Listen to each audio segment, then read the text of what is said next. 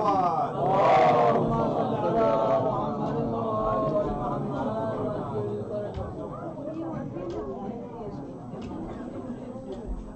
صل على محمد وآل محمد. اللهم صل على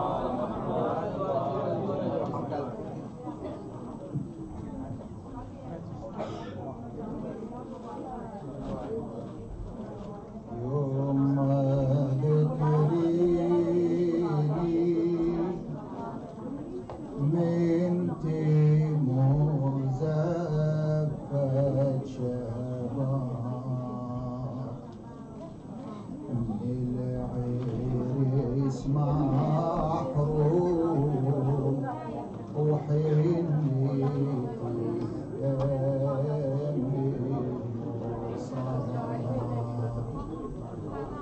شمعة شبابي من يطفوها حنيتي دمي ويلجيك نار التراب يوم ذكريني من زفت شيبان من ثدي النيبة رابعي بصف الحليب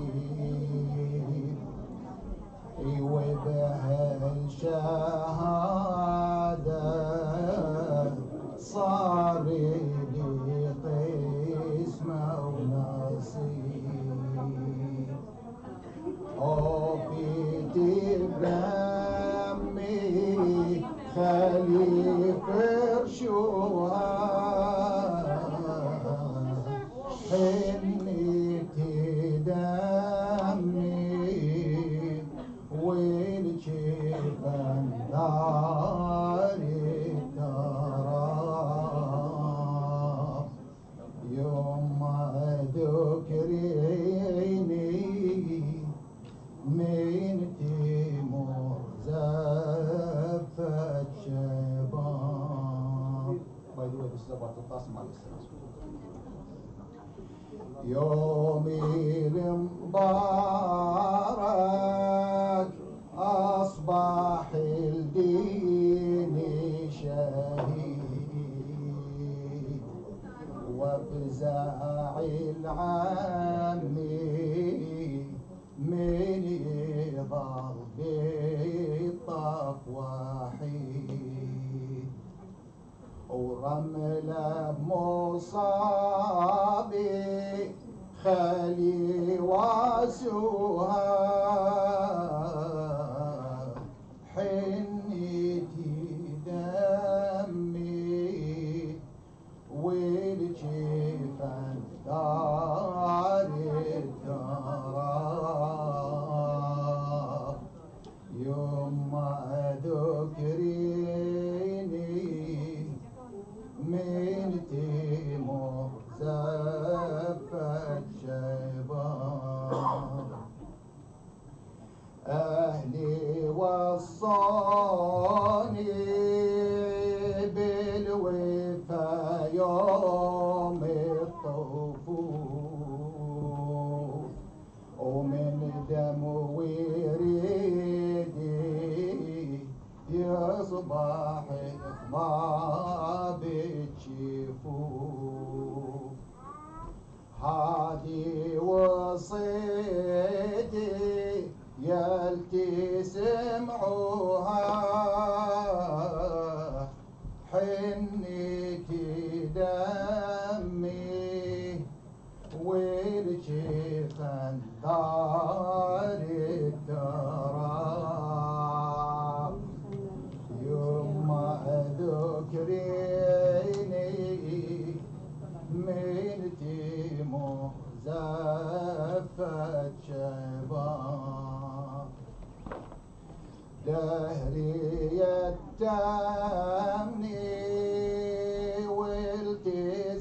معمي برباي وما أعز عنا موجتي وروحي ودماي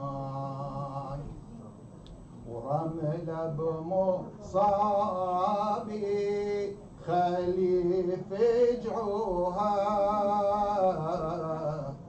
حنتي دمي والجفن دار التراب يوم ذكريني من تيمو ذبت شباب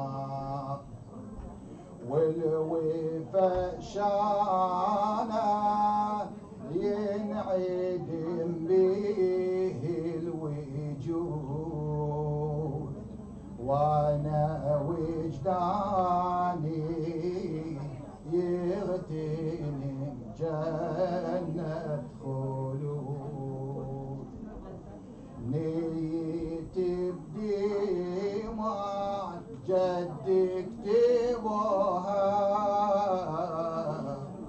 حنتي دمي والجفن دار التراب يوم ذكريني. Assalamu alaikum. There is a black Cadillac which is parked right here at the entrance, so it's blocking the grass thing. So if you have black Cadillac with the FHX2419 number, please move your car. We need to use that driveway area right at the entrance. I ask Brother Bajagan to say Marcia. Salawat.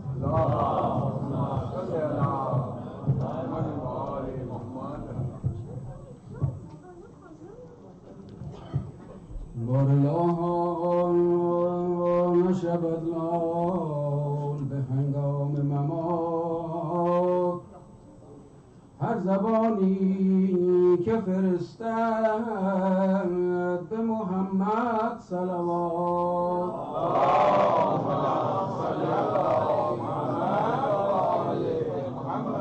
N حسین کیست که عالم همه دیوانه اوست؟ N چه شمعیست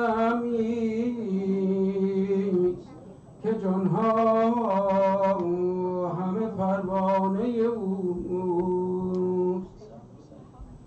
هر کجا می نگرم رنگ رخش جلوه‌گر است،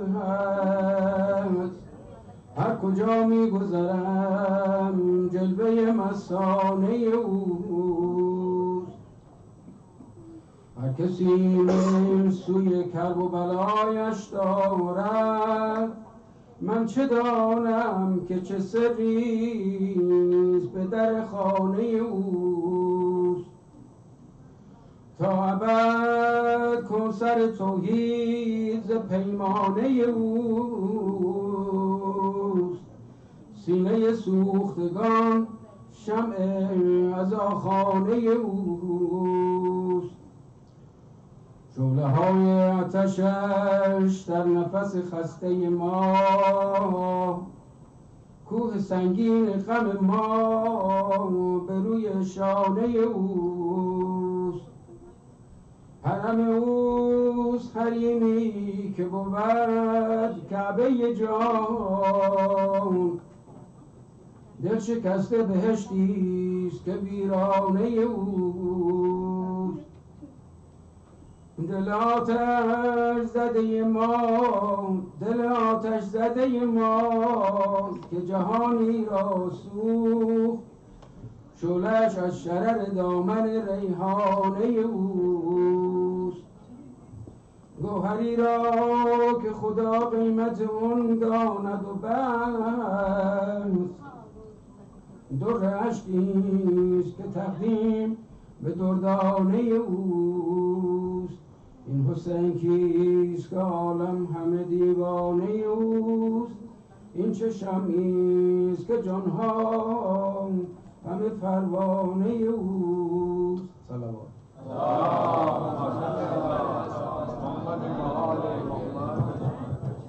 I request Dr. Dar to come and say Marsiya.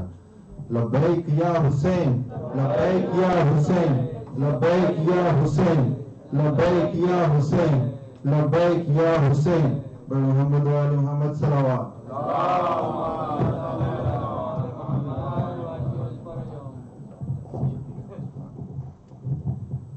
واپس حسین کر وہ بلا سے نہ آ سکے، واپس حسین کر وہ بلا سے نہ آ سکے، سر کو کٹا کے دین نبی کا بچا سکے، سر کو کٹا کے دین نبی کا بچا سکے، کر لو کہ آخری ہے زیارت رسول کی، کر لو کہ آخری ہے زیارت رسول کی، شاید کہ لوٹ کر علی اکبر نہ آ سکے، شاید کہ لوٹ کر علی اکبر نہ آ سکے، زینب نہ روئی آن محمد کی لاش پر، زینب نہ روئی آن محمد کی لاش پر، ایسی بہن کہاں جو بڑھا کر لٹا سکے، ایسی بہن کہاں جو بڑھا کر لٹا سکے، واپس حسین کر وہ بلا سے نہ آ سکے، بکھرے ہوئے تھے ٹکڑے تنے پاش پاش کے، بکھرے ہوئے تھے ٹکڑے تنے پاش پاش کے، قاسم کی لاش اس لیے رنگ سے نہ لا سکے، قاسم کی لاش اس لیے رنگ سے نہ لا سکے، واپس حسین کر وہ بلا سے نہ آ سکے، کوئی دیار شام میں درد آشنا نہیں، کوئی دیار شام میں درد آشنا نہیں، روداد کربلا جسے عابد سنا سکے، روداد کربلا جسے عابد سنا سکے، زندان شام کوفے سے بہتر تھا اس طرح، زندان شام کوفے سے بہتر تھا اس طرح، کونے میں بیٹھ کر کوئی روئے رلا سکے، واپس حسین کر وہ بلا سے نہ آ سکے، صلوات.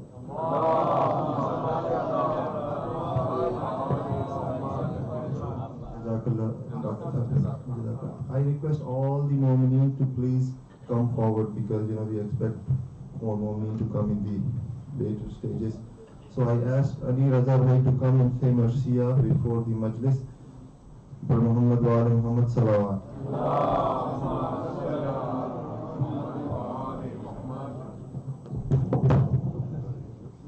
برائے دیگر صلوات.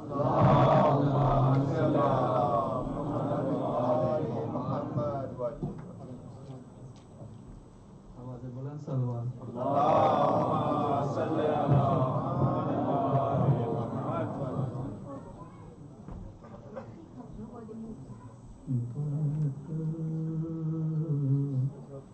زینب نے کہا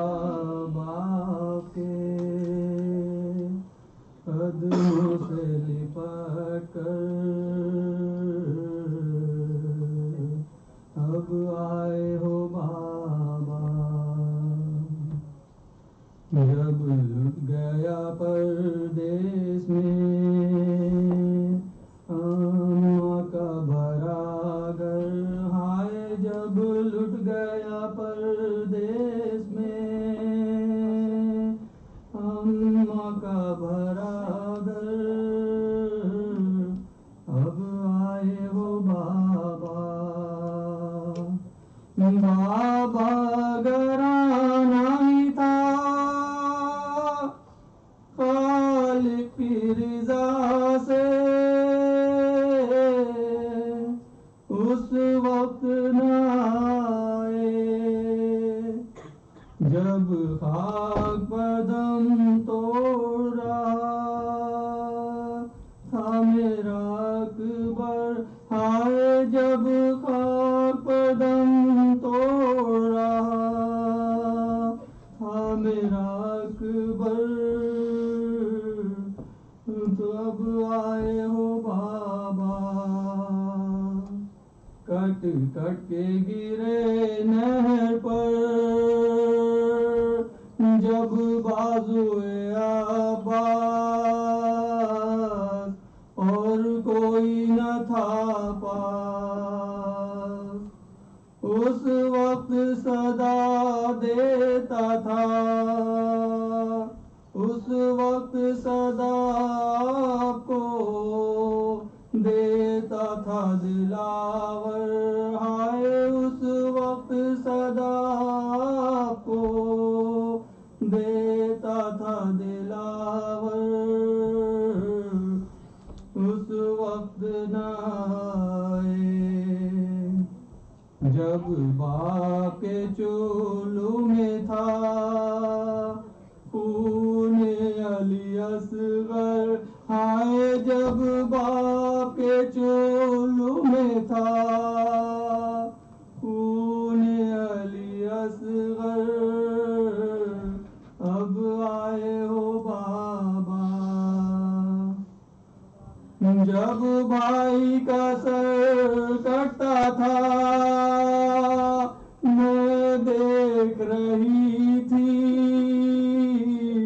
حضرت کو صدا دی، سر کھولے ہوئے روتی تھی میں خیمے کے در پر، ہائے سر کھولے ہوئے روتی تھی میں خیمے کے در پر، اب آئے ہو بابا، جب لٹ گیا جب لوگ بچا لے گئے لاش شہداء کے، حق اپنا جتا کے، بس ایک تن شبیر تھا پامالی کی زد پر، ہائے بس ایک تن شبیر تھا پامالی کی زد پر، اب آئے ہو بابا، جب بالی سکینہ کے گوہر،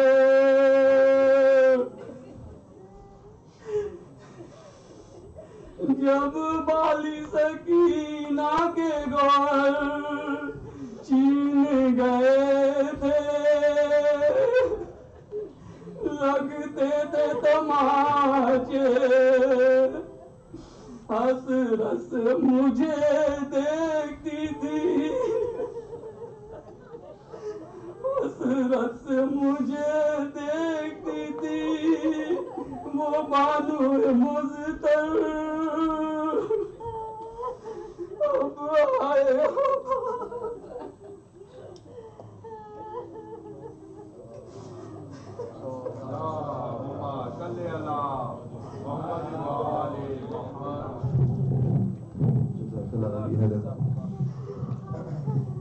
Before I ask Maulana to come to the member, just want to say there are 14 more slots left for the blood drive for tomorrow.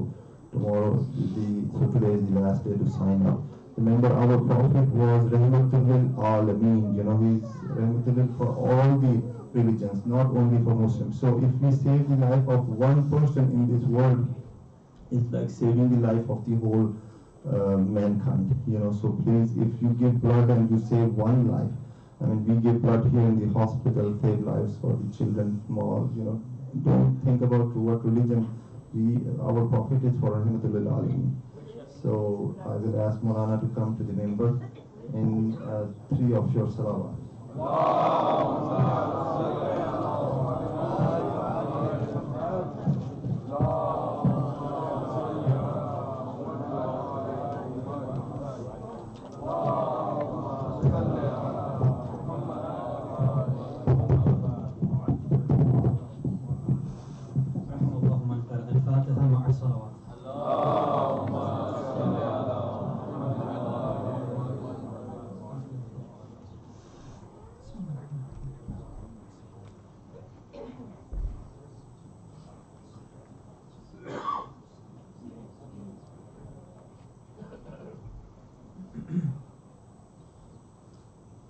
صلوا على محمد وآل محمد. اللهم صل على محمد وآل محمد. أعوذ بالله السميع العليم من الشيطان اللعين الرجيم. بسم الله الرحمن الرحيم. وبه نستعين لا حول ولا قوة إلا بالله العلي العظيم. الحمد لله رب العالمين، والصلاة والسلام على أشرف الأنبياء والمرسلين، خاتم النبيين، شفيع المذنبين، رحمة للعالمين، سيدنا ونبينا أبي القاسم المصطفى محمد.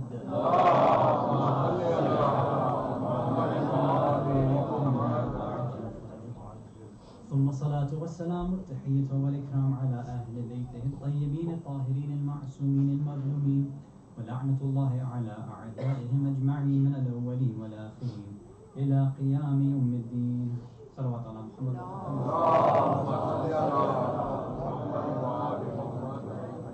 مؤمنين ومؤمنات, brothers and sisters in Islam and Iman, Assalamu alaikum jami'an wa rahmatullahi wa barakatuh. So today, before we get into our main topic of the Salat of a Mu'min, we're going to start now every night, inshallah, at the beginning to address some of the questions that were raised on the previous nights. So those of you who have been posting up questions on Slido.com, we'll try to address them right at the beginning, inshallah. So the first, because of the blood drive tomorrow, Qaribai had mentioned it, but just to reiterate the point.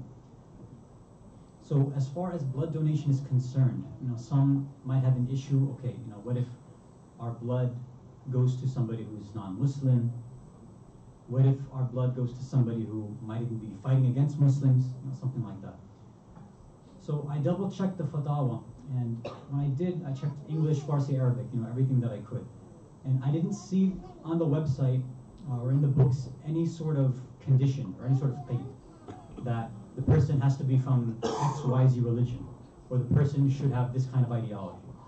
When the question's asked, for example, to Ayatul Sistani, hafidhahullah, the reply basically is that if it could help a sick person, then it's jais, that's it. Right? So you don't have to have any sort of concern of what the, for example, Red Cross might do with your blood. If it ends up going to somebody that, let's say, is a fasiq or a zalim or whatever, that's not our concern. Now, if you have absolute yaqeen and certainty that your blood is going to be used to, for example, kill or harm people, that's different. But that's almost an impossibility, right? That's not how the these blood donations and things work. So there shouldn't be any issues of donating tomorrow. So I would encourage everybody to participate and sign up, inshallah. Can I ask a question? Sure. Isn't it if you are getting the blood from somewhere, so you have to make sure that it's possible? This will depend on the marja as well. For example, Ayatul Khoui had one opinion about this. Yeah. Ayatul Sistani has another opinion, and the other ones I haven't checked. So if that is a concern for someone, I can double check those fatwa as well. That I don't remember offhand. I don't want to mix them up, so inshallah I can try tomorrow, if you don't mind. So the sister was asking about, what about receiving blood, right? Donating blood is one thing, but who are you allowed to receive blood from? So inshallah, I don't know off the top of my head. I don't want to guess either, so inshallah I'll try to mention that tomorrow. So the next comment that was made. So, yesterday I talked about the speed of reciting salah, right?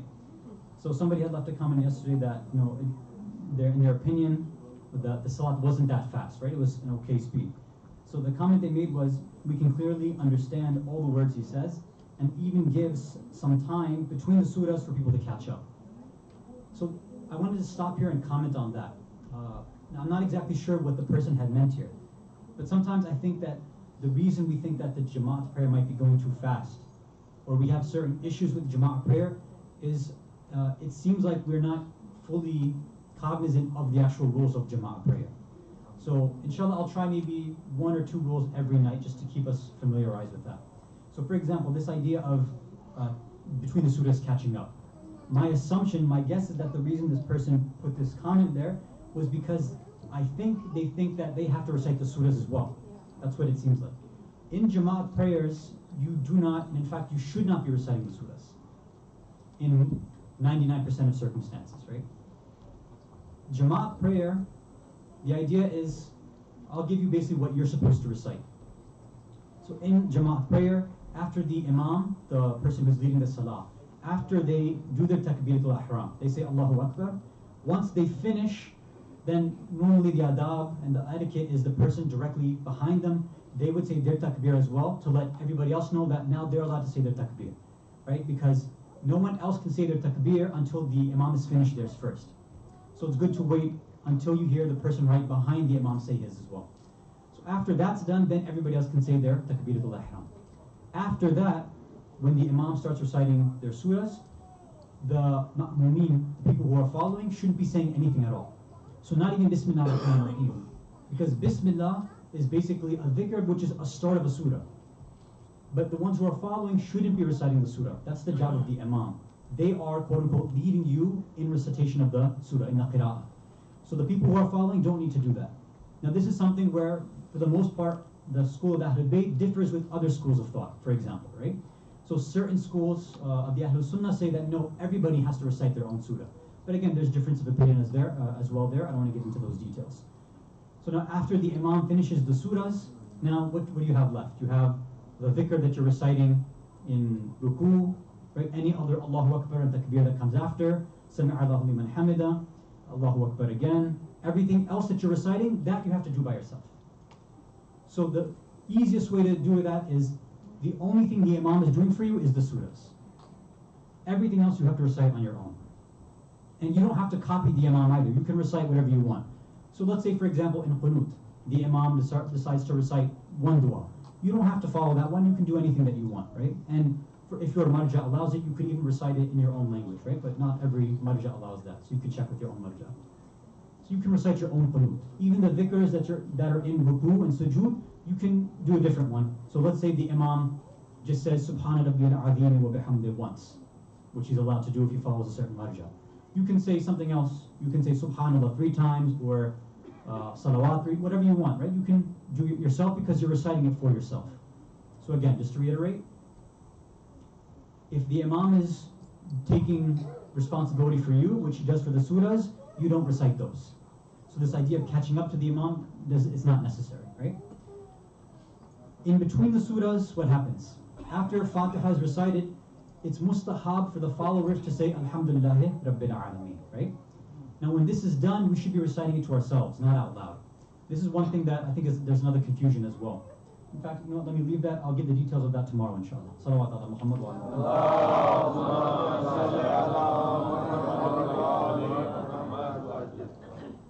So, the next question that was asked, this was asked a few days ago actually. It says, please give some examples of today's struggle, or some of the struggles today, of our leaders who are fighting against arrogance during the absence of our imam. So I'm not exactly sure what the questioner was looking for. So whoever asked this, if you could maybe clarify a little bit or offer some more details, then inshallah I'll try to mention that tomorrow. The next question was, when I walk around the house and accidentally hurt myself, does that mean God is trying to punish me? For example, I stub my toe on the door. Is that God punishing me or just a coincidence? Because it's been happening a lot, and I feel that God and I are getting farther apart. So this is a really good question. In 2016, we talked about this idea of why do good things happen to bad people and why do bad things happen to good people. And the recording might be online, so if you want to check out the full lecture, you can do that, inshallah. In a few short words, though, just to answer before we continue. Every single thing that happens in our lives is an imtihan. It's a test. But when we say that's a test, what we also mean is that it's an opportunity, right? Because whenever you get any sort of test in life, you know, for example, a test in school, or let's say a opportunity at work, and sometimes you have to take an extra test for a certain certification, right, so that you can get a promotion. The idea is that every single moment you have a chance to either increase in your iman or get worse in your iman. Every single moment in your life, you can either become a better Muslim or a worse Muslim. So now, if something bad happens to you, even if it's something small like stubbing your toe, or you cut yourself while you're, let's say, cutting vegetables, whatever it is, those bad things which we think are bad, right? Everything that happens is always khair because it comes from Allah. It's always good in reality. But we think it's bad because we don't understand Allah's divine actions. But something bad happens. So now, whatever, let's say you stub your toe. You have a few different choices. You could either curse out loud, right? Which means that your iman's going to come down because you've sinned. You could either just say ow or ouch and actually not curse, which is okay, it's not sinning, but it's okay, it's fine, right? You didn't do anything wrong necessarily, but you didn't increase in your iman either. Or you could say something like alhamdulillah, right? You say, you know what, Allah, I don't know why this happened, but I know that you're testing me, so I'm saying alhamdulillah, there's a reason for this, so I want to try to improve myself. And I want to try to make sure that I can start handling these small things in life. If we get into the habit for all these small little problems in our life, like stubbing our toe, or getting a flat tire, or we're driving, or not getting a job, or losing a loved one and a family member or a friend, or getting sick, all these things, as we get higher and higher, if you start with the small ones, the big ones will become much, much easier. When something really bad happens, then you have a chance to say alhamdulillah. You'll have much more sabr and patience then. You know, sometimes people say, when a person passes away, you know, we wish you have the sabr of Zainab. Why? Because she was the one who says, ma ra'aytu illa jamila. Because her sabr, the way that she understands Allah's divine plan, is that, yes, when I see my brother and my family and my friends being slaughtered, I can see that this is beauty. This is the jamal of Allah. And that's, inshallah, the stage that we'd like to reach as well. Sallu ala Muhammad wa ala Muhammad.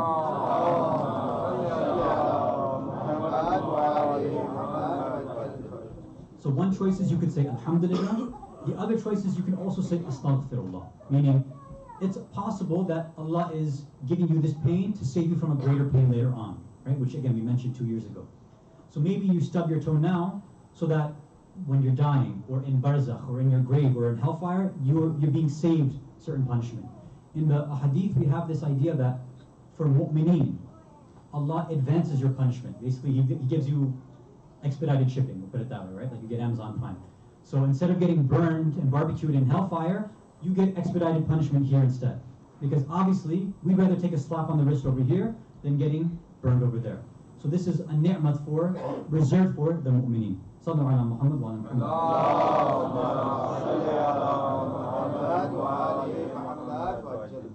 So, inshallah, we'll try, because I don't want to spend too much time in the Q&A. We'll continue with these questions tomorrow, inshallah. And I'll mention them, I won't answer them, just so that you guys can think about it yourself and see what answers come to your mind. So, someone had asked that Imam Hussein alayhi salam seems to pay a lot of importance to receiving an Islamic burial, just as, for example, Muslim ibn Aqil had requested as well. Why was it? Why did he ask Banu Asad for that? Why didn't he ask for water? Wasn't that more important? Which is an interesting question. Someone else had asked, as far as the wudu for other schools of thought, for example, the Ahlul Sunnah, if their wudu is incorrect, does that also mean that their salah is incorrect? Right? Because we perform our wudu one way, therefore our salat one way. They perform theirs a different way. If it's wrong, does that mean their salat is also wrong? Will it be accepted or not? So, although the individual we spoke afterwards, but I think it's an interesting question, so maybe we'll address that tomorrow.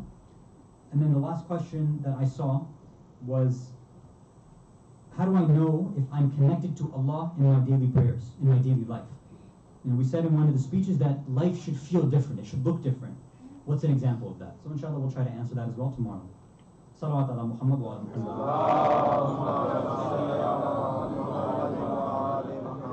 One more loud salawat ala Muhammad. Muhammad.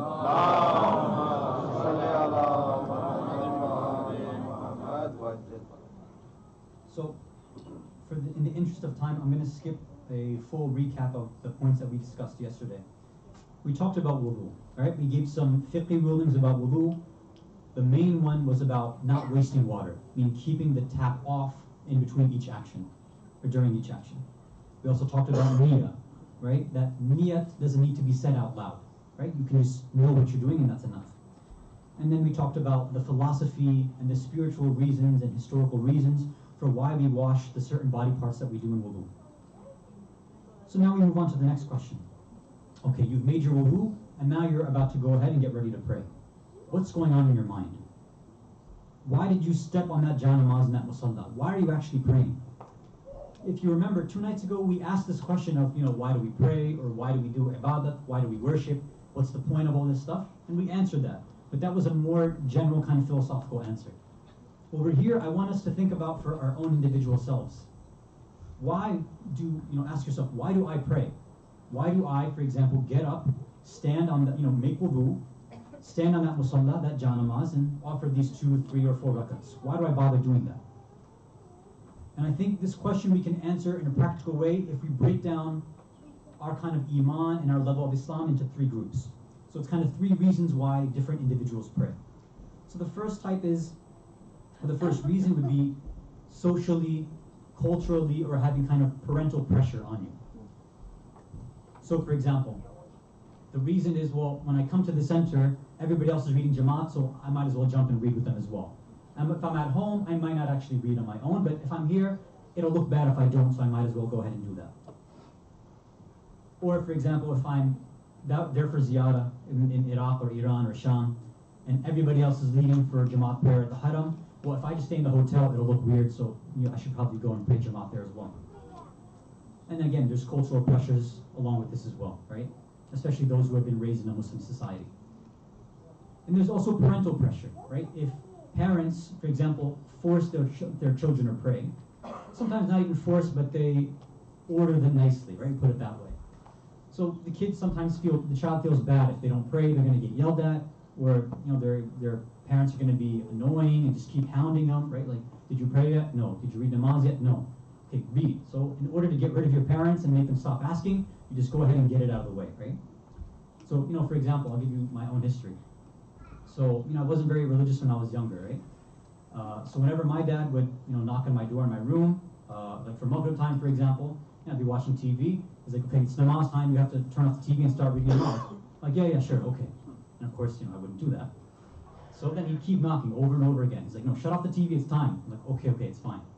And so, obviously, you have to understand, I'm not that old, but I'm old enough that back then there was no DVR, there was no Netflix or anything like that. So that show that was coming on during Maghrib time, that was my only shot to watch it, right? Like if I got up and read namaz at Maghrib time, I'm going to miss that show. So there's a big problem there. So what I would do is I'd shut my door, I'd lock it while the show was going on. Some jinn in the room or something, I don't know what that is. So what I do is I shut the door, lock it, I'd mute the show so my dad wouldn't hear it from outside, and I'd have the captions on so I could still follow along. I'd put out my janamaz, my musalla, and then I'd wait until a commercial break. The minute a commercial break started, I jumped on the janamaz and I knocked out that rakats quick, like 1 or 2 minutes. And then as soon as it's done, I jumped back and, okay, commercials are still going on, I'm okay. So that's how I would read my namaz back then. So what was I doing? Just moving up and down, reciting some words. I have no idea what I'm saying. I don't want to say it was a waste of time, right? There was some sawab and benefit there. Very, very minimally, but there was something there. But I think a lot of us, we're in that same category, right? We're just doing it to get it out of the way because of some sort of pressure that's there. That's one group. Now the second group is that it's not because of pressure from my parents or my family or culture or the masjid or whatever. I actually believe in Islam and I believe in God and I want to do it. But why? It's because I don't want to go to hell, because it's wajib. That's why I want to kind of do it and get it out of the way. I don't want to deal with any sort of punishment on the Day of Judgment. That's why I'll do it. So it's basically to take care of your own skin, which is fine. That's better than the first group, but there's still better that we can do, right?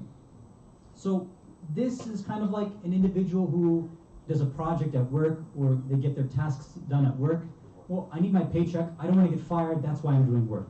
So, you know, when you have a job like that, especially people who are younger, who are working jobs at, like, as a cashier or working as a associate at some, like, whatever. I used to work at Modell's, like a shoe store.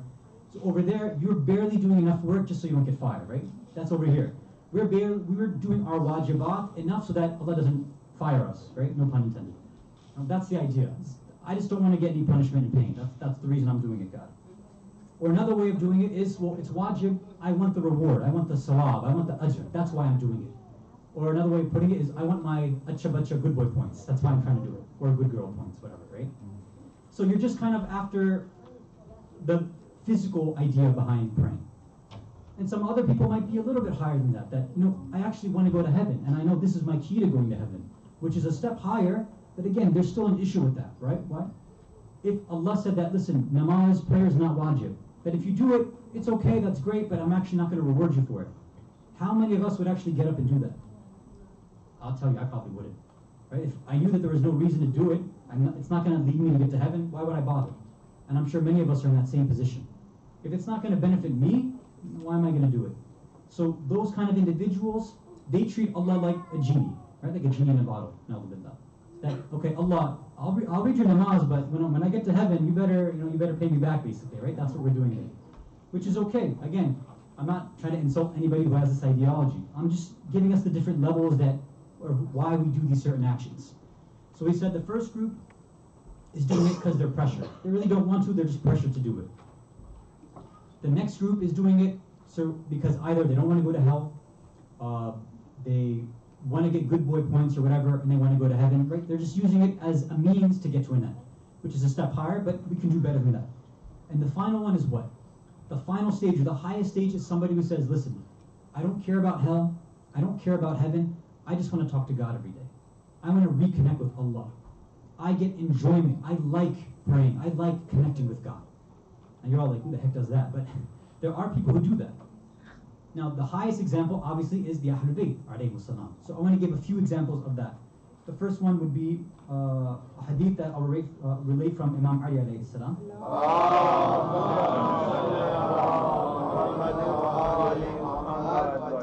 So over here, the Imam is relating how important the timing of the prayer was for the Prophet.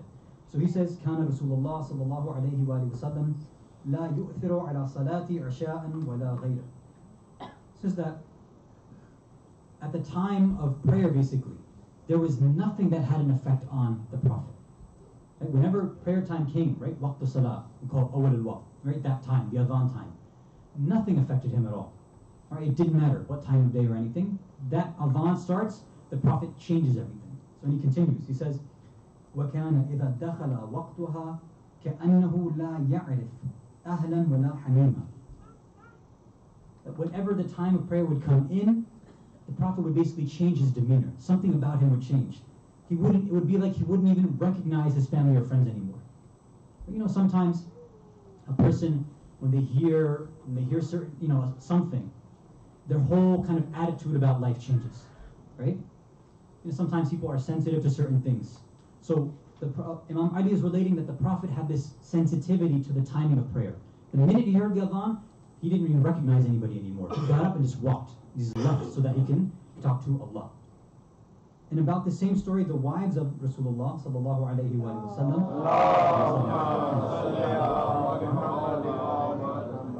they have this same sort of narration as well. They say, at certain times we'd be sitting there talking to the Prophet, and then while we'd be talking to him, right, we'd be actually talking. Either we'd be saying something or he would be saying something to us. The minute that the time of salah came in, it's as if he didn't even recognize us anymore. He would just get up mid-sentence and walk away.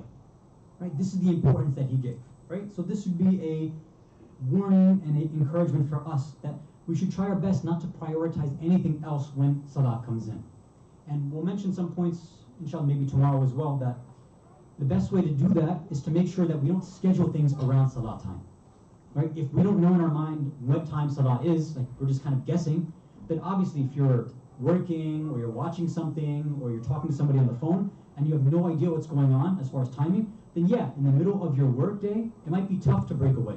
But if you orient your day around salah, then that'll change everything for you. Salawat ala Muhammad wa ala Muhammad.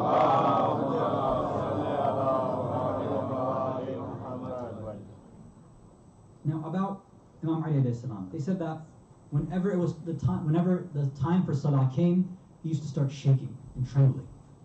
Right? His whole demeanor would change as well. So somebody asked him once, like, Ya Amir al-Mu'mineen, why are you acting like this? Why are you shaking? Why are you trembling like this? He replied that, the time has come for the trust which Allah subhanahu wa ta'ala offered to the heavens and the earth and the mountains, but they refused to carry it and were afraid of it. You see, there's a certain virtue and fadila and gift and ni'mah that us insan, us human beings got that no other creation got. They say that in the beginning when everything was being created, right? Everything had the chance to have free will, to accept the wilayah of the Ahlul Bayt, things like this, right? So Allah basically created them and then asked them, listen, do you want the opportunity to accept the wilayah of Amir al-Mu'mineen, for example? Do you want to have free will? Do you want to reach the highest levels? Things like this. So the heavens, the earth, the mountains, all of them rejected it. They said, we can't handle this amana, right? This is a trust. Because we know that if we accept something like this, we won't be able to do it justice. So Imam here is saying that at this time, when Allah is calling me, this is the time where we have to show that, that trust that you gave to me as an insan, as a human being, Allah, I want to make sure that I'm protecting that trust. I'll come back to you and reconnect with you. Right? This is something for us to keep in mind as well. And we have narrations from all the other Imams as well, that, for example, Imam Hasan, Imam Hussein, Imam Sajjad, alayhim as-salam.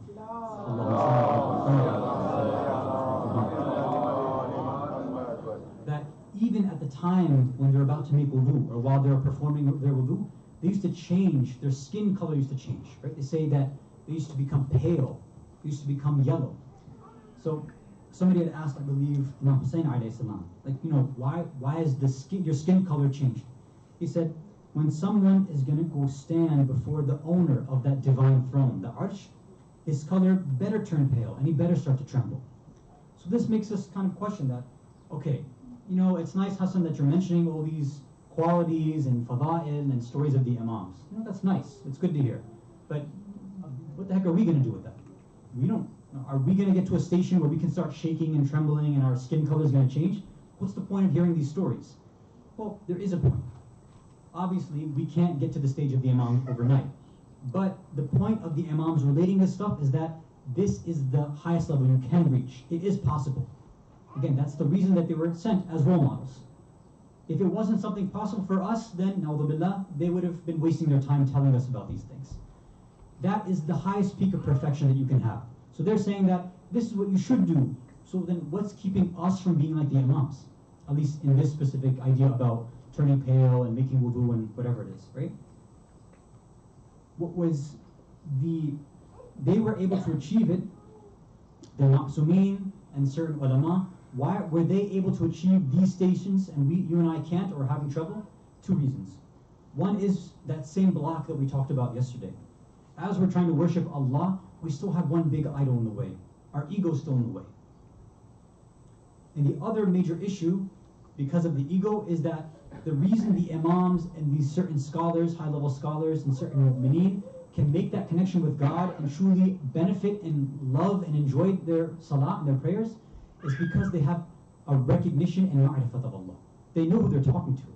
They know specifically who they're talking to.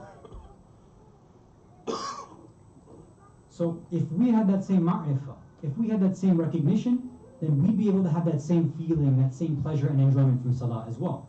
So now our new question is, how do we get that? How do we get to a station where we can have that same ma'rifah? How can I understand God the same way that Amir al-Mu'mineen understood God? How can I connect with Allah the same way that Imam Hussein on the battlefield of Karbala was able to connect with Allah? How can I have that kind of connection? The reason we don't have that connection is because, one, we said our ego is there. When our ego is in the picture, what happens is that, because God is there, God's not blocking it. It's us who are creating these hijabs and blocks in front of God. Through the things that we do in our life, the way that we think, the way that we feel, the way that we speak, all the things that we do in our daily life, every single time we do something or say something or think something, that's setting up another barrier in front of us and Allah, between us and Allah. So now what we have to try to figure out is, how do we focus and reorient ourselves and get rid of those blocks and those barriers. Salawat ala Muhammad wa ala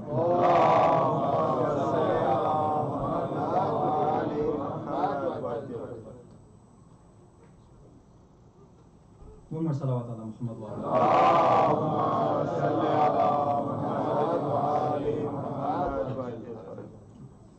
So the first way that we can reorient ourselves and refocus ourselves and start to gain a better understanding and connection with God, according to our ulama, is that, this is the kind of famous idea, is you reflect on your life. You reflect on who you are, where you are. Who is God? What is God? What has He done for my life? Every breath I take is because He's allowing me to take those breaths. Right? My respiratory system, He's keeping that intact. He's all-powerful, He's all-kind, He's forgiving, merciful.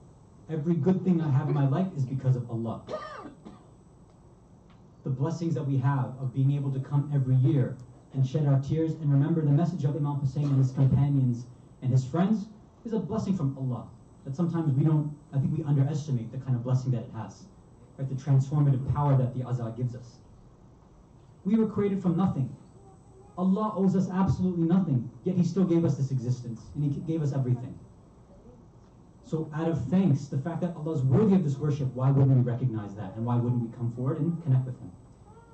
All that risk, all these blessings, everything should make us humble ourselves in front of Allah and make us submit to everything that He asks for, the least of which is standing 5 times a day and saying some words in Arabic, moving up and down. Right? It's not much to ask for. So, and I'm sure you guys have heard this before, right, from other ulama and speakers. So I'm going to offer a critique or a problem with this kind of method. I'm not saying it's wrong, but I'm saying there's an issue, there's a naqs, there's a deficiency here. So what's the problem?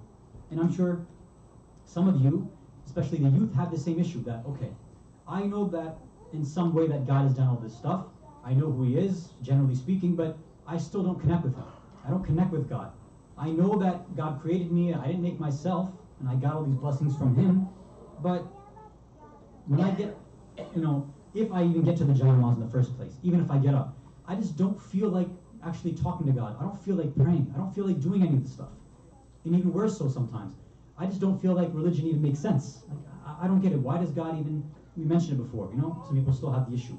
Why does God even need me to do this?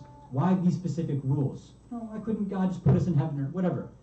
So the issue here is our second point. It's the second reason that we can't focus or we can't orient ourselves towards God, is because of the doubts that we have in religion itself. The theological doubts, the moral doubts, the philosophical doubts.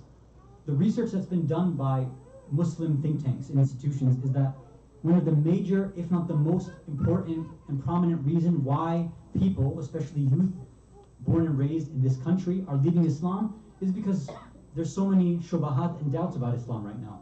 Not just Islam, but all religions, but specifically Islam. There's so many questions that haven't been answered yet. People have issues about why we believe in the death penalty, for example. Why does Islam have these specific rulings for women? Why do we, for example, have these rulings regarding other religions? Why do we have these rulings about hijab? All these different issues. And unfortunately, not every speaker that comes addresses these things, right? They address these issues that maybe is just a regurgitation and a repeat of things we've heard before. Where if our communities were losing people to atheism or to doubts about religion, where are they going to get the answers from? If right now one of the main issues that we're facing is that, if one of the major issues that we're facing is that people are leaving our faith, that there's this huge movement in this country of atheists and these secularist scientists and empiricists, materialists, whatever, on YouTube and their books, whatever, people like Richard Dawkins, writing books like The God Delusion. I guarantee if the average Muslim reads a few pages or a few chapters of that book, they'll leave Islam right away. I guarantee it. The arguments aren't strong in the book. And the only way I know that is because I've read it, and I've actually studied the religion enough that I know how to counter these arguments. But I know for a fact those counter arguments are not really taught in our centers. And there's many reasons for that. I don't want to go into the history for that. But again, our issue here is this. That doubt that we have in religion. Even if you say that you believe in God, fine. But there's other doubts that creep into your mind. And sometimes, even if the doubt is not there, let's say 23 hours out of the day, The minute you get on that janamaz, that prayer mat, that doubt comes back in. Right? The minute you get there, like, why am I even doing this? Is God actually listening to me? He doesn't even listen to my du'as, right? I've been praying for all this stuff. What's the point? Right? Shaitan knows that this is the point where I can get this individual. I'll wait till he gets, or she gets to that prayer mat, and then I'll start whispering to them. Then I'll start messing with them right there. And sometimes that lets you continue, but sometimes you're like, you know what, just forget it. What's the point? We have a hadith from Amir al-Mu'mineen, Ali ibn Abi Talib alayhi salam. It says, Ash-shak thamaratul jahl. That shak, doubt, is the thamara, the result, or the fruit of jahl, of ignorance. If you don't know, then of course you're going to go into doubt. If you don't research, if you don't go after more information, if you just have no idea, then what else are you going to do but doubt? It's natural, right? So then what's the solution? Well, first, I want to break down this idea of shak. It's really interesting, actually. You know, there's many individuals who believe that the Arabic language is so powerful that every single word has this, what they call, they have this idea of ruh ma'ani. There's like a spirit to the meaning. So this idea of shak, which we know in Arabic, Farsi, Urdu, means doubt. So in the original classical Arabic, and even today, if I'm not sure if it's used this way as well, but in the dictionary if you check, shak, when it's used in its verbal form as a past tense verb, means to pierce or puncture something. And I think this is a good analogy. Let's say you're driving somewhere, right? You get a nail or something punctures your tire. So what should you do at that point? Right? You're supposed to pull over and get it changed, or at least take care of that puncture. Now, what were to happen if you know that there's a hole, you know that your tire was punctured, that it's getting flat? What's going to happen if you keep driving? The wheel, first of all, the tire will get more and more damaged. Once the tire is gone, then let's say you're riding on your hubcap or your rims, then that'll start getting damaged. That breaks, then what happens? You're on your rotors, basically. Like it's just going to get worse and worse. I mean, if you get to the point where you're driving on your rotors, you definitely, there's something wrong with you, but the point is, you're just going to cause more and more and more damage. So what does shak do? Shak is this, that the minute that puncture comes in your mind, in your heart, this doubt that comes there, if you leave it alone, it's going to snowball. Right? You start one little doubt about God, like, whatever, no big deal. Then you start doubting the Prophet, like, whatever, no big deal. Then you start doubting the Imams, no big deal. Or sometimes it's the other way around, right? I've met individuals who doubt their own existence. And we have people like this in history. Right? They're like, I don't even know if I exist. This world is an illusion, right? Apparently Elon Musk believes that too, right? That this is a computer simulation or whatever. Which is okay, right? Keep all your Teslas, that's cool. But, we're living in a matrix. Like, okay, that's nice. Or I've heard some person say that this is just an alien's experiment, right? We're living in an alien's mind. Like, I don't know where you get this stuff. But okay, that's okay. But, what's interesting is some of these deep philosophical, moral, epistemological questions are things that come out in Hollywood movies. Now, I'm a big Hollywood buff, right? I like my movies. Right? I'm not encouraging you guys, but a lot of these questions, which we'll get to at this point, inshallah, as well, a lot of these questions will come out in movies. So think about somebody like the Joker, right? So the Joker is one of these characters that doesn't believe in reality. He doesn't believe in objective truth, right? There's a philosophy behind what he does. Why he just, for example, will burn a pile of money, because he says it doesn't matter. The only truth he believes is whatever you want to believe, right? So he doesn't believe in morality and things like that. But I don't want to get too philosophical. But even in all these superhero movies, or Matrix, Inception, all of this stuff, there's a lot of interesting questions that we can ask. I'll go more into that maybe tomorrow, inshallah. So now, okay, we have these doubts. We have this shak. Our tire's been pierced. What are we supposed to do? Imam also gives us the solution. He says, الفكر ينجاب الشك. If you increase your amount of thinking, your contemplation, your reflection, or in our words, we'll put research, you increase that, then shak will be eliminated. It will fade away. It will go away. So one of the next steps and solutions that we have to have is we have to start researching. You will have zero excuse on the day of judgment, especially us who live in a Western society, who have access to anything and everything, which is good and bad, but we can look at the good side of it.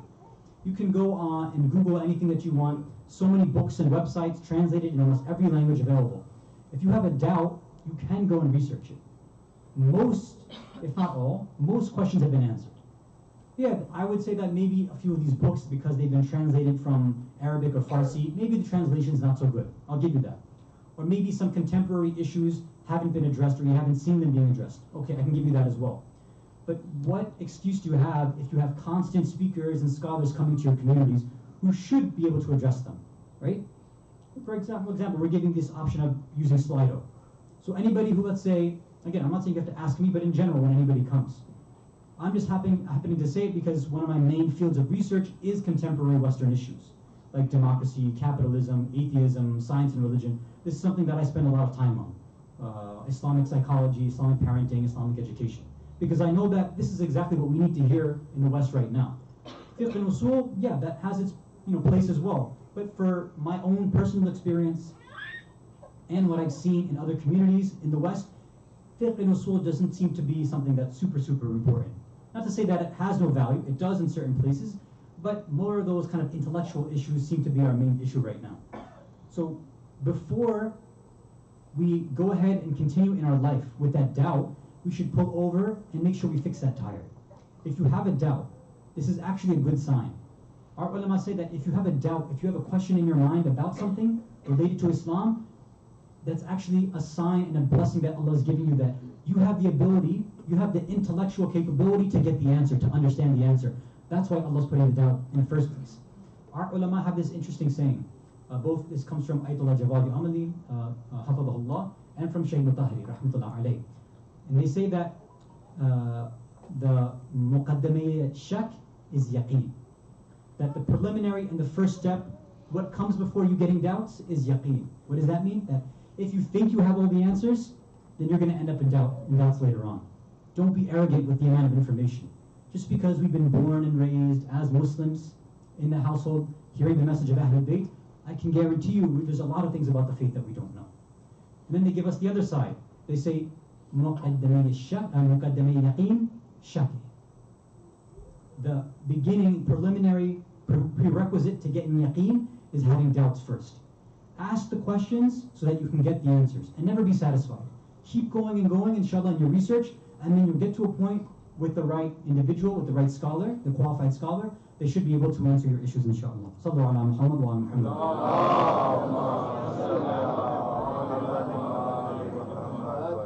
Another salawat ala Muhammad wa ala Muhammad. So this topic, there's a lot of points left, so we'll try to continue that, inshallah, tomorrow as well. Before we move on to the Masa'ib and Musibah, if I could just ask the individuals to, and the mu'mineen, mu'minat, to just move forward, inshallah. There's a few people who are waiting outside. Salawat ala Muhammad wa ala Muhammad.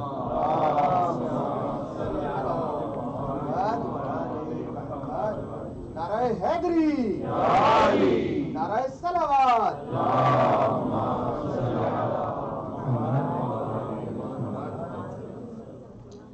In Surah Waqi'ah, right, for those of you who know the surah, hopefully some of you even have part of it memorized, it's mustahab to recite after Maghrib. In Surah Waqi'ah, Allah says there, وَالسَّابِقُونَ السَّابِقُونَ, right?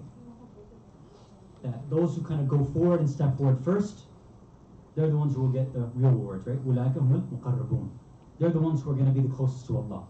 So this humble request, starting from tomorrow, especially because we know that as we get closer and closer to the Ashura, and especially for the weekend majalis, more and more individuals will show up. So instead of us pausing at every time, it would make more logistical sense that those, if you're here earlier, try to sit in the front, right? It just makes things a bit easier, inshallah. Salawat ala Muhammad wa ala Muhammad.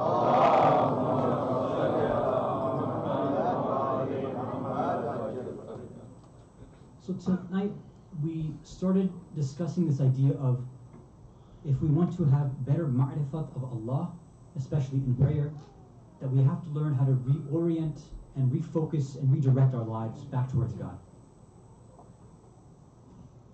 If we want God to be the object of our affection, the object of worship, we actually want to love God, right? Then we have to change the way that we view Allah. We have to change the way that we think about Him. And one of the best ways to do that is to see, well, who else in life, in history, had that sort of connection to Allah? And of course, the best example are the Ahlul Bayt, alayhimus salam. But sometimes we even see that we even get even a better example, or sometimes a more relatable example, when we see those who are able to reorient their lives towards the Ahlul Bayt completely. They were able to connect to Allah because they directly focused on what the Ahlul Bayt said. Even the smallest action of the Ahlul Bayt, of an Imam, was enough for them to completely focus and follow them. And that allowed those kind of individuals to be connected to Allah. And those were the types of people who were able to have the blessing and tawfiq to join Imam Hussein in Karbala. One of those individuals was someone who, although he was in different books of history, was much, much older than Imam Hussein. Some say 5 years, some say 10, some say he was 20 years older than Imam. When Imam was just a baby, just a child, right? Rasulullah used to be giving his khutbahs, his speeches from the minbar. And he'd be looking down at the children playing in the back. And they say that one day when he was looking back, he saw Imam Hussein walking, playing, and there was somebody following behind him. And every step that Imam took, as he would move his foot forward, that other older individual would take that sand and he would rub it on his head. Now, can any of us ever imagine doing that for anybody younger than us? This is somebody who has true humility and a true connection to the Ahlul Bayt, reorienting their life. Rasulullah says, bring me that boy over here. So they pass the boy over to him. He begins kissing him and begins showing all this affection. Like, Ya Rasulullah, why are you showing all this affection to this boy, to this young man? He says, because you didn't see what I saw him doing. You didn't see the love that he was showing to my son, my grandson. You didn't see him taking that dirt and putting it on his head. You didn't see that he was the Habib of my Hussein. So tonight we dedicate our musibah to one of the greatest individuals in this episode of Karbala, Habib ibn Mudahir. Now, Habib, again, we say that he was an older gentleman, and he was somebody who was in Kufa as Imam was making his way, right? With his family, he had lived in Kufa. On the 3rd of Muharram, according to certain historical books, Umar ibn Sa'ad, la'anatullah alayh, and his army, at that point, what would happen is, little by little, certain contingencies, small commanders would come with a few thousand soldiers and then make a camp in Karbala when the Imam was there, right? So, for example, Shimmer would come with 2,000 to 3,000 soldiers and then camp. The next day, somebody like some other commander would come with about 2,000 to 3,000 soldiers and camp. So every few hours or every day, more and more commanders would come with their own contingencies and groups of soldiers and then camp across from the Imam. And this is how they say, day by day, it reached this number that some say reached up to almost 30,000 to 60,000 soldiers against the Imam. So while this was happening, Umar ibn Sa'ad had given orders. He said that whenever you commanders are coming and passing by the camp of Hussein, make sure you put some fear in their hearts. As you're passing by, whip your horses and make them stomp and gallop harder. Beat your war drum so you can scare the women and children there. So every time they would pass by, these loud sounds of the galloping would be right next to the camp of Imam Hussein. Can you imagine a 4-year-old girl, a little baby, a 6-month-old baby, hearing this galloping, these war drums beating right next to them, seeing day by day all these soldiers coming. The women and children were crying. There was a morale loss in the camp. One day Zainab came to Hussein and said, Hussein, Umar ibn Sa'ad has all these friends and commanders coming to help him. He has all these Nasirin and helpers. Don't we have somebody who can help us out as well? Don't you have a friend? He says, yes, I have a Habib that can help us as well. They say that Imam sent a letter to Habib while he was in Kufa. When that letter reached, the person knocked on the door of Habib. And during that time, we know that Ibn Ziyad had made it a very scary and fearful time. So everybody was kind of fearful. Who could it be knocking on the door? Habib thought, maybe this is Ibn Ziyad coming to get me. So he asked with a lot of hesitation and shock, who is this? He says, Ana Baridul Hussein, I'm the messenger of Hussein. He ran to the door, he rushed, he opened it, he grabbed the letter from the hand and began kissing it right away, smelling the fragrance of his friend. He says, after all this time, someone like me is remembered by it. He takes the letter, he reads that his imam's in trouble, and he begins weeping and crying. When his wife comes out and says, Ya Habib, what happened? Why are you weeping like this? Why are you crying like this? He says that, I've received a letter from Hussein that the family, the children, the Ahlul Bayt are trapped. They're surrounded by the army, and he's asking me to come. So she says, Habib, what are you waiting for? Why are you hesitating then? He says, well, I'm afraid that maybe if I leave, you won't be taken care of. Who will be there to take care of you? I have a duty to you as well as my wife. I'm your husband. And she says, Habib, how dare you? Ibn Zahra's in trouble, and you're thinking of me? Give me your sword, give me your horse, I'll go defend Hussein. I'll defend the grandson of Rasulullah. He says, oh, I just wanted to see whether you were with me or not, whether you were a true follower of Ahlul Bayt. Now that I know you are, you know that you can support me. So Habib left. When Habib finally arrived and made his way to the camp, they say that the morale boost was, the people there at the camp were ecstatic, right? They began screaming and shouting with such happiness that they'd never heard in days. So when Zainab had heard this, said, what is going on in the camp? Why is everybody so happy? So she sent Fidda, go see what happened. So Fidda went. She saw that Habib had arrived. She came back. She told Zainab. She said that Habib ibn Mudahir has arrived. So she said, send my salams to Habib. When Fidda had come back and told Habib that my master Zainab has sent salams, Habib began slapping himself in the face, saying, what is somebody like Zainab doing in a place like this? What is happening to what is happening in the ummah that someone, the daughter of Ali, is facing an army like this? Why is somebody like Zainab sending her salams to a person like me? Now we know, inshallah, you know the history. Habib goes out into the battlefield. Somebody who is 75 years old, he's telling the Imam, he's like, Yabna Rasulullah, you know, I'm 75, but whenever I see you, I feel like a youth again. Ya Aba Abdullah, whenever I look at your face, I feel like I'm 20 again. You make me feel like a child. His jihad was the jihad of a younger individual. But finally, it became too much for Habib. When Habib fell down off of his horse and the enemies had struck him, he called back to his Mawla, Ya Mawla, Ya Aba Abdullah, Assalamu alayk. Adarikni. Mu'mineen, you know, after Karbala, after the episode, after the family, the women and children were taken to Kufa, they say that Habib had left a son while he was there. The son of Habib was left in Kufa, and because Habib had left in the middle of the night, his son had no idea where he had gone.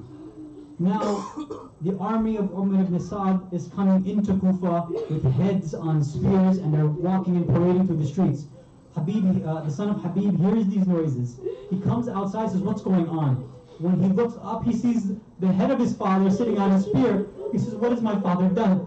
He grabs some of his friends. They go and attack the soldier who was holding the head of Habib on the spear. He takes his head and begins kissing it and caressing it and begins talking to it. Ya Abata, how could you leave your wife like this? How can you leave your son like this? No son should ever have to see his father in this condition. We would say, Ya Habib, watch your words very carefully, because just a few steps away from you, Imam Sajjad is walking in chains. He's walking with thorns and nails pressing against his throat, with blood trickling down from him, walking from Karbala to Kufa, from Kufa to Sham, the whole time walking behind the head of his father and his brothers and his family, and the whole time thinking to himself, Ya Abata, I can't do anything for you, I can't even grab your head and kiss. على لعنة الله على قوم الظالمين وسيعلم الذين ظلموا أي منقلب ينقلبون إنا لله وإنا إليه راجعون وقضائه وتسليما لأمره. Ya Allah, we ask you by the right of Muhammad and Ali Muhammad to forgive all mu'mineen, mu'minat, muslimin, muslimat, all of our marfu'een and rahmat. Ya Allah, we ask you by the right of Habib ibn Mudahir, this great shaheed, that you give us that same youthful feeling for the love of Ahlul Bayt and for Allah, whatever age we are.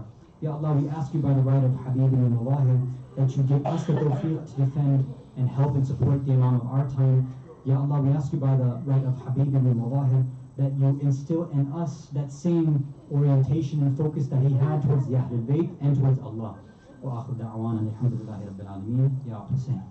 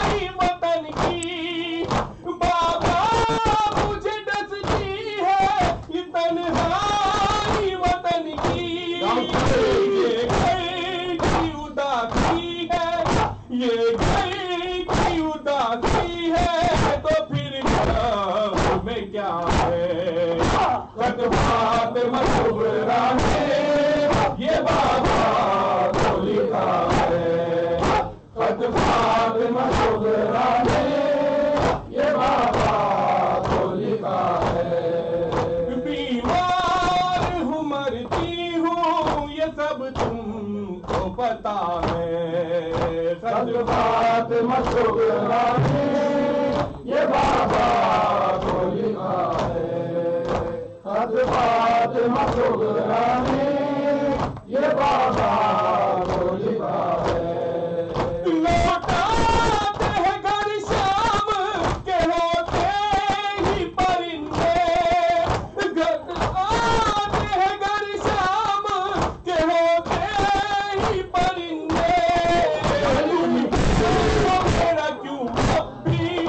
کل میرا کیوں اب بھی سفر دیکھ رہا ہے خط فاطمہ صغرا نے یہ بابا کو لکھا ہے خط فاطمہ صغرا نے یہ بابا کو لکھا ہے بیمار ہوں مرتی ہوں بیمار ہوں مرتی ہوں یہ سب تم کو پتا ہے خط فاطمہ صغرا نے یہ بابا کو لکھا ہے خط فاطمہ صغرا نے یہ بابا کو لکھا ہے تم جب سے گئے گھر سے یہ گھر کام ہے میری تم جب سے گئے گھر سے یہ گھر کام ہے میری میں کہ زندہ میں کہ کوئی آج پڑا ہے خط فاطمہ صغرا نے یہ بابا کو لکھا ہے خط فاطمہ صغرا نے یہ بابا کو لکھا ہے بیمار ہوں مرتی ہوں بیمار ہوں مرتی ہوں یہ سب تم کو پتا ہے خط فاطمہ صغرا نے یہ بابا کو لکھا ہے خط فاطمہ صغرا نے یہ بابا کو لکھا ہے بابا میرے اصغر کا کچھ حال سناؤ بابا میرے اصغر کا کچھ حال سناؤ زبان مجھ کو اس بے زبان مجھ کو کہیں یاد کیا ہے خط فاطمہ صغرا نے یہ بابا کو لکھا ہے خط فاطمہ صغرا نے یہ بابا کو لکھا ہے بیمار ہوں مرتی ہوں بیمار ہوں مرتی ہوں یہ سب تم کو پتا ہے خط فاطمہ صغرا نے یہ بابا کو لکھا ہے خط فاطمہ صغرا نے یہ بابا کو لکھا ہے جس رات سے دیکھا ہے محرم کا نیا چاند جس رات سے دیکھا ہے محرم کا نیا چاند لکھوں بابا یہ کیسے لکھوں بابا کے دل ٹوٹ گیا ہے خط فاطمہ صغرا نے یہ بابا کو لکھا ہے خط فاطمہ صغرا نے یہ بابا کو لکھا ہے بیمار ہوں مرتی ہوں بیمار ہوں مرتی ہوں یہ سب تم کو پتا ہے خط فاطمہ صغرا نے یہ بابا کو لکھا ہے خط فاطمہ صغرا نے یہ بابا کو لکھا ہے جاؤ سے جاؤ سے جاؤ سے جاؤ سے جاؤ سے جاؤ سے جاؤ سے جاؤ سے جاؤ سے جاؤ سے جاؤ سے جاؤ سے جاؤ سے جاؤ سے جاؤ سے اکبر علی علی علی علی اکبر علی علی علی علی اکبر علی علی علی علی اکبر علی علی علی علی اکبر علی علی علی علی اکبر علی علی علی علی اکبر علی علی علی علی اکبر علی علی علی علی اکبر علی علی علی علی اکبر علی علی علی علی اکبر علی علی علی علی اکبر علی علی ای جانم ناز جوانم خواب و توانم علی اکبر ای جانم تازه جوانم آب و توانم علی اکبر ای پرپر نگاهی کن بر خط کمانم علی اکبر ای پرپر نگاهی کن بر خط کمانم علی اکبر پاشو داره میبیندت عمو پاشو بگیر از خون سر وضو پاشو ببینار میبیندت عمو پاشو بگیر از خون سر وضو پاشو با همین پای گلو در دل بابا از آن بگو الله اکبر علی شبه پیمبر الله اکبر از سرت میره حیدر الله اکبر شدی مثل جد تیدر علی علی اکبر علی علی علی علی اکبر علی علی علی علی اکبر علی علی علی علی اکبر علی علی علی علی اکبر علی علی علی علی اکبر علی علی علی علی اکبر علی علی علی علی اکبر علی علی دلخونم رفته تبونم تموم جونم علی اکبر از دوری بی تو چجوری زنده بمونم علی اکبر دلخونم رفته تبونم تموم جونم علی اکبر از دوری بی تو چجوری زنده بمونم علی اکبر تیغ و تیر و نیزه رسیدنت تیغ و تیر و نیزه رسیدنت با تیغه شمشیر کوبیدنت به تموم صحرا کشیدنت منو میکشه پا کشیدنت پاشو داره میبیندت عمو پاشو بگیر از خون سر وضو پاشو با همین پای گلو در دل بابا از آن بگو الله اکبر علی شبه پیمبر الله اکبر علی سرو صنوبر الله اکبر علی خشکی هنجر الله اکبر از اون آخر علی علی اکبر علی علی علی علی اکبر علی علی علی علی اکبر علی علی علی علی اکبر علی علی علی علی اکبر علی علی علی علی اکبر علی علی علی علی اکبر علی علی علی علی اکبر علی علی یا زهرا باری به لب‌های اربا علی اکبر میخونم از دل جونم اشار لیلا علی اکبر میخونم از دل و جونم اشار لیلا علی اکبر پاشو داره میبیندت عمو پاشو بگیر از خون سر وضو پاشو با همین پای گلو در دل بابا از آن بگو الله اکبر علی شبه پیمبر الله اکبر علی از آن گوش محشر الله اکبر چقدر صدات شده ساتر الله اکبر جلوی چشمان بزن پر علی علی اکبر علی علی علی علی اکبر علی علی علی علی اکبر علی علی علی علی اکبر علی علی Ya Hussein, Ya Hussein, Ya Hussein, Ya Hussein, Ya Hussein, Ya Hussein, Ya Hussein, Ya Hussein, Ya Hussein, Ya Hussein, Ya Hussein, Ya Hussein, Ya Hussein, Ya Hussein, Ya وحسينا وحسينا وحسين وحسينا وحسينا وحسين وحسينا وحسينا وحسين وحسينا وحسينا وحسين وحسينا وحسينا وحسين